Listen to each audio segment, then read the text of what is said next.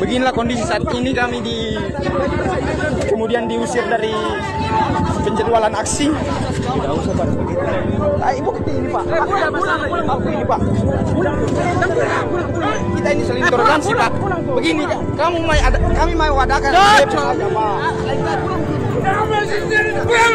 Kami sudah punya izin Pak. Ini hak kami Pak. Hak kami pulang. Apa dasar Pak? Pulang. Kita ini sama-sama tahu. Iya. Pulang dulu. Kami nih.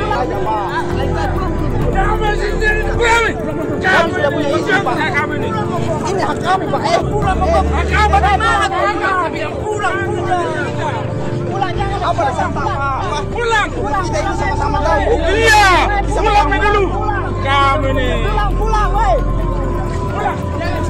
Maksudnya Pak, kau punya hak, kamu sudah sampaikan informasi kepada kita. Kenapa ada preman begini?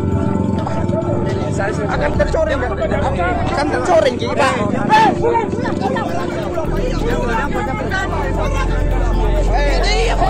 Cara dia berbuat apa kan? Kamu menjalankan. Lama panik.